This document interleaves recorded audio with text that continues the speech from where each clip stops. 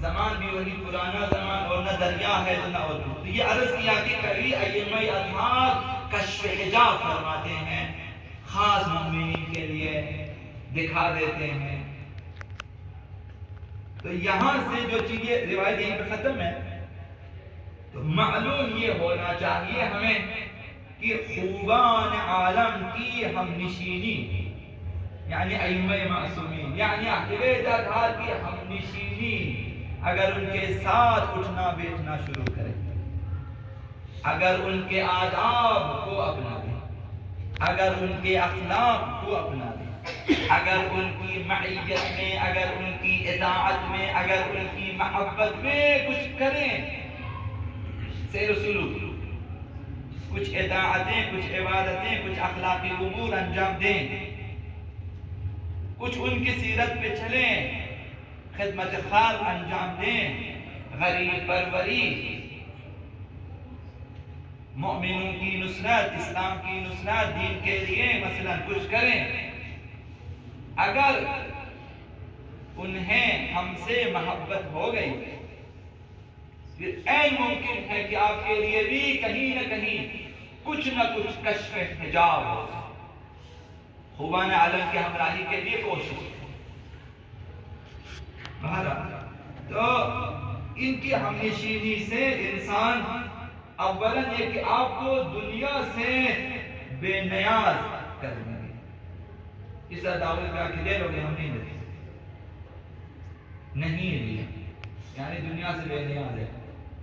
اس وقت محبوب آپ کے لیے محبوب حقیقی ہیں جب آپ مال دنیا پہ، زر و زینت دنیا پہ اپنے محبوب کو ترجیح دیں.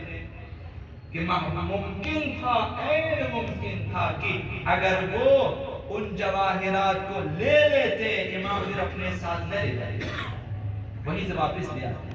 چونکہ اس نے نہیں لیا، امام نے کہا کچھ آگے تمہیں دیکھا. اب اگر اس کی قابلیت ہوتی نہ معلوم، ایک رات شب معراج خداوند متعال نے پیغمبر اسلام کو لیا اور جو کچھ بھی خداوند دکھانا چاہتے تھے رات کے مختصر لمحے میں سب کچھ دکھا دیا. جنت بھی دکھا دی، دوزخ بھی دکھا دی، عرش بھی دکھا دیا، فرشتے بھی، 7 آسمانوں کا سیر بھی کیا، انبیاء سے ملاقاتیں بھی ہوئی، نماز بھی پڑھی اور فرشتوں سے بھی ملاقاتیں ہوئی اور سدرۃ المنتہا تک گئے، قاب قوسین تک گئے. سب کچھ یہ کشف حجاب ہے. پردے ہٹا دیا، خدا متعال کہ آؤ دیکھو. تو پیغمبر اسلام اتنی قابلیت تھی تو لے گئے.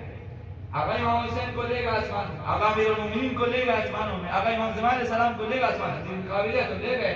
آقا امام زمان کے بارے میں ہماری روایت ہے کہ 40 دنوں تک لے گئے. اگر ہمارے اندر قابلیت آ گئی یعنی دنیا پر انہیں اگر ترجیح دیں تو این ممکن ہے، چونکہ ہم تو دنیا میں نہیں کہ ہمارے پیر پھنسے ہوئے ہیں، ہماری گردن تک پھنسی ہے. دنیا کے دلدل میں ہم لوگ پھنسے ہوئے ہیں، سب پھنسے ہوئے ہیں. اس وجہ سے ہمیں یہ چیزیں عجیب لگتی ہیں. دوسری چیز جو اہل بیت اطہار سے ہمیں حاصل ہوتی ہے، بغیر درخواست کے بھی کچھ عنایتیں ہوں گی ان کی طرف سے کہ آپ درخواست نہ بھی کریں. جیسے داؤد ربطی کو دکھا دیا کہ آؤ ہمارے ساتھ. مثلا علی بن مہزیال کو اگر ہم زمان میں کہاں کہاں تک لے گئے. اسی طرح مثلا ابن طاؤس نے کیا کچھ دیکھا.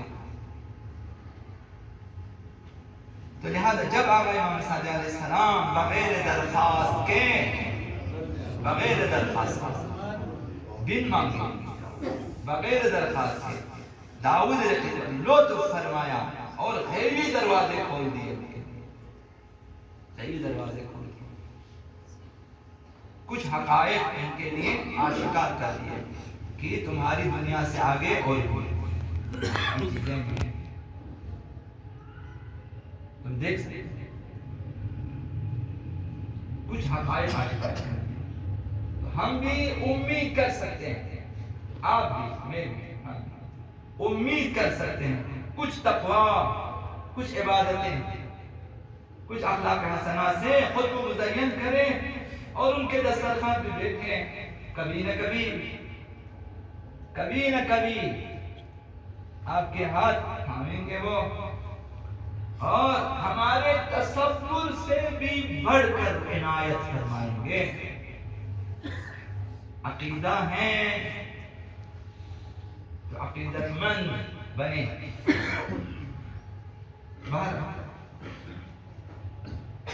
یہ آخری چیز عرض کروں آپ کی خدمت میں کہ ہمیں کیا کرنا چاہیے۔ یہ اس روایت کو باقی رہنے دیں، یہ اسی روایت ہے کہ شیعتنا، اگر مساجد میں فرمایا ہمارے شیعہ وہ ہیں، شیعتنا من قدم مستحسن، ہمارے شیعہ وہ ہیں جن چیزوں کو وہ نیک سمجھتا ہے، اچھا سمجھتا ہے، نیکی ہے تو وہ اس کی طرف بڑھتا ہے۔ ہمارا شیعہ وہ ہے کہ جب دیکھا کہ یہ چیز نیک اور اچھی اور نیکی ہے اس طرف بڑھتا ہے۔ وَأَمْسَكَ مَسْتُقْبَحْ، جن چیزوں کو یہ دیکھتا ہے کہ یہ چیزیں بری ہیں خود کو روک دیتا ہے، اس کی طرف نہیں بڑھتا۔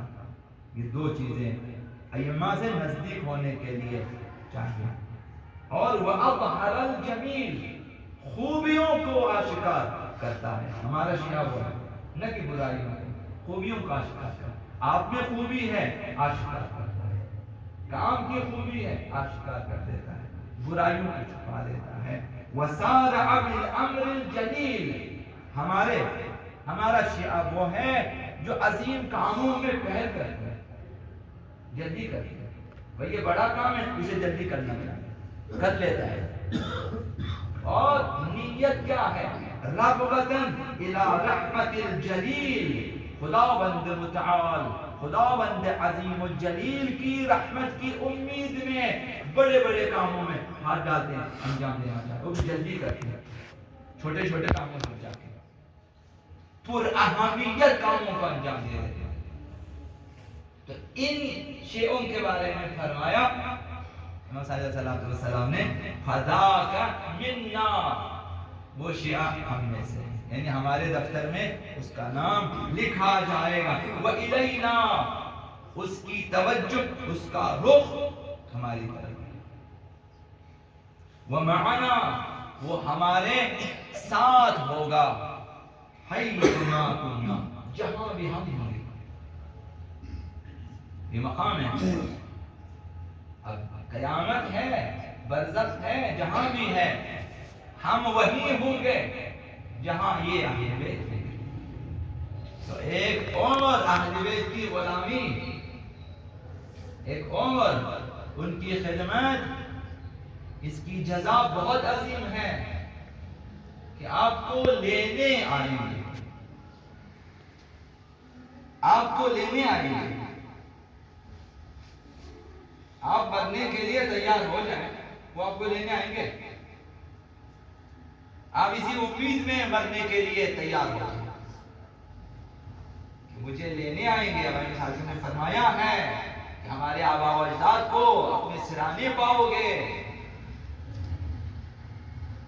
اس وقت آپ کی حالت کیا ہوگی جب آپ دیکھیں گے کہ پیغمبر خدا تشریف لائے آپ کے گھر میں داخل ہو گئے، پیغمبر خدا امیر المؤمنین سید کائنات امام حسن مجتبی امام حسین امام سجاد یکی بعد دیگری 14 معصومین آپ کے گرد حلقہ باندھیں گے۔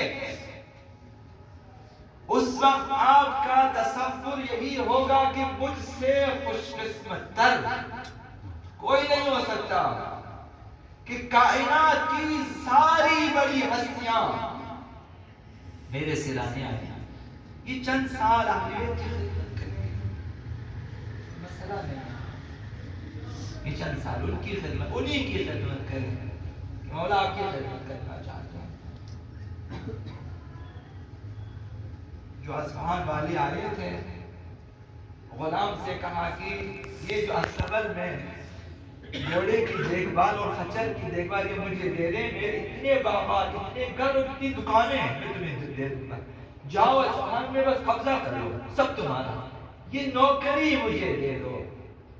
امام نے فرمایا تم اگر جانا چاہو جا سکتے ہو، لیکن قیامت کا دن ہوگا، نور خدا سے پیغمبر اسلام وابستہ ہوگا، اور ہم اہل بیت نور پیغمبر اسلام سے وابستہ ہوں گے، ہم اس کے ہمارے شیعہ ہم سے وابستہ ہوں گے، جو جس قدر ہمارے نزدیک ہوگا قیامت کے دن ہمارے نزدیک ہوگا۔ یہ اس غلام کی بصیرت تھی کہ آ کر کہا کہ یہ سودا منظور نہیں ہے، اپنی دکانیں خود رکھ لو، اپنی جائیداد خود رکھ لو، میں اس استبل والے کام کو میں خود اپنے لیے انتخاب کروں، میں امام کو نہیں چھوڑ سکتا۔ یہ بصیرت ہوتی ہے، یہ بصیرت ہوتی ہے۔ مشکل نہیں ہے چند سال گزارنا، مشکل نہیں ہے چند سال اہل بیت اطہار کی محبت میں گزارنا، مشکل نہیں ہے چند سال اس ناچیز زندگی کو اہل بیت کے لیے گزارنا مشکل نہیں ہے۔ لوگوں نے اپنی جانوں کا نذرانہ نکالا ہوا ہے اور دعا کرتے ہیں کہ خدا اس جان کو لے لیں، اس جان کو لے لیں اپنی خدمت کے لیے۔ ہم اگر اس حد تک نہ کر سکے، کم از کم یہ کہیں کہ ہم اہل بیت کی محبت میں، سید کائنات کی محبت میں گزاریں گے، چند سال ہم گزار دیں گے، کسی طرح بھی گزاریں گے، باتیں سنیں گے، باتیں سنیں گے، سختیاں برداشت کریں گے اور ہم آگے بڑھیں گے۔ بس چند سال کی تو بات ہے، اس کے بعد تو ملک الموت آئیں گے۔ ملک الموت اس سے پہلے کہ وہ آپ کی جان لے لیں، اہل بیت آپ کے پاس پہنچے ہوں گے، سفارش کریں گے، روایت عرض کرو، سفارش کریں گے، یہ ہمارے ہیں، یہ ہمارے ہیں۔ اس کے بعد اب اسرائیل کی مجال نہیں رہتی کہ سختی کریں۔ روایت یہ ہے کہ مہربان ترین ماں سے زیادہ اسرائیل مہربان ہوگا اس شخص پر، جیسے پھول سونگا ہو آپ کی جان نکالی جائے اور آپ کو وہ بشارتیں دے دی جائیں گی کہ تمہارے یہ مقام، جس طرح داؤد نے رفیع کو دکھایا وہ یہ مقامات دکھا دیں گے، بھئی تمہاری منزل یہ ہے، اب تمہاری عمر ختم ہو گئی، ختم ہو گئی، اب سختیاں ختم ہو گئی، اب تمہاری منزل یہ ہے، آؤ ہمارے ساتھ۔ آپ نے سوچا ہوگا کہ فرشتے جب استقبال کے لیے آتے ہیں تو کیا کرتے ہیں؟ وہ لوگ جو اچھے ہیں، فرشتے استقبال کے لیے آتے ہیں، سلام کرتے ہیں، سلام علیکم، اس طرح استقبال کرتے ہیں، سلام کر کے فرشتے، اللہ کے معصوم فرشتے آتے ہیں، سلام سلام علیکم طبتم فادخلوها خالدین، آؤ داخل ہو جاؤ، ہمیشہ کے لیے آ جاؤ، چھوڑ دو، دنیا کی زحمتیں ختم ہو جاتی ہیں۔ آقا امام صادق علیہ السلام کے در پہ آئیں، یہ چیزیں نہیں، آقا امام صادق کتنے لوگوں کو ضمانت دی ہے کہ میں جنت کی ضمانت دے دیتا ہوں، ضمانت دیں گے۔ یہ دنیا ایسی جگہ ہے کہ ایسی ہستیوں کے لیے دشمن پیدا کرتی ہے۔ اے آقا امام صادق شیخ الائمہ، کہ اس امام کے ساتھ کیا کرتے ہیں؟ رات کے وقت بغیر بتائے، بغیر پیشگی اطلاع کے ہجوم لاتے ہیں، سپاہی آ جاتے ہیں، گھروں میں دیواریں پھلانگ کے داخل ہو جاتے ہیں۔ یہ معصوم امام اس عمر میں، بڑھاپے میں، جائے نماز میں بیٹھ کے عبادت کر رہے ہیں، جائے نماز کھینچ لیتے ہیں۔ کربلا میں سید ساجدین بستر پہ لیٹے ہوئے تھے، ظالموں نے بستر کو کھینچا اور سید ساجدین کو منہ کے بل گرا دیا۔ اسی طرح امام صادق علیہ السلام کے جائے نماز کو کھینچا اور امام کو منہ کے بل زمین پہ گرا دیا، ہاتھ باندھے۔ ایک 80 سالہ مثلا 70-80 سالہ بوڑھے کا تصور کریں کہ داڑھی سفید ہو اور بڑھاپا ہے، ہاتھ باندھے جائیں، سر پہ امامہ نہ ہو اور پیروں میں جوتے۔ اس امام کو اپنی سواری کے پیچھے باندھا ہے، امام پیدل ہے، ننگے پیر، پا برہنہ ہے، پا برہنہ ہے۔ کبھی امام گر جاتے ہیں، گھسیٹے جاتے ہیں، کبھی کبھی امام اٹھ جاتے ہیں، دوڑتے ہیں، اس عمر میں کیسے دوڑے ہوتے؟ مگر ایک جائے شکر ہے کہ امام آپ کے ہاتھ باندھے، آپ کو ساتھ لے گئے، لیکن کسی ناموز کی بے احترامی نہیں کی ابھی تک۔ یہ مظلومیت علی کے حصے میں آئی ہے کہ علی کے ہاتھ بندھے ہیں، سر پہ امامہ نہیں ہے، علی کی نگاہوں کے سامنے زہرا یہ مرثیہ زخمی ہے، تماچے ہیں، سازگانے ہیں، تلوار ہے، آگ ہے۔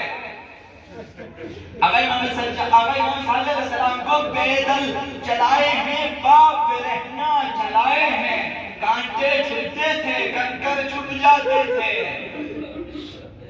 تو آقا امام صادق نے کیسے برداشت کیا ہوگا، یاد کیا ہوگا۔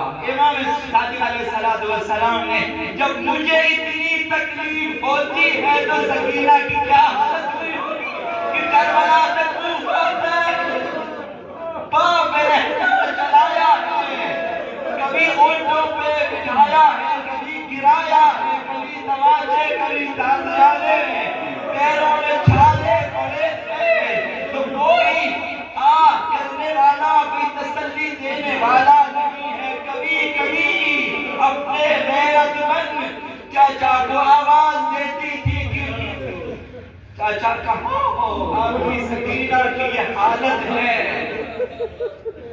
اگر امام صادق علیہ السلام کے گھر کو آگ لگا دی تو چاہنے والے بھی تھے، بیویاں ڈھل گئی، بیٹیاں ڈھل جاتی تھی، گریا کرتی تھی کہ گھر جل رہا ہے۔ امام صادق گریا فرما رہے تھے تو پوچھنے والے نے پوچھا کہ مولا اب تو سلامت ہے، گھر جل رہا ہے تو اب روتے کیوں ہیں؟ فرمایا کہ کربلا کا منظر یاد آیا مجھے، جب خیمے میں بیویاں تھی، امام سجاد خیمے میں تھے، جب آج میری بیٹیاں اس قدر گھبرائی ہیں تو کربلا میں بیویوں کی کیا حالت ہوئی ہوگی۔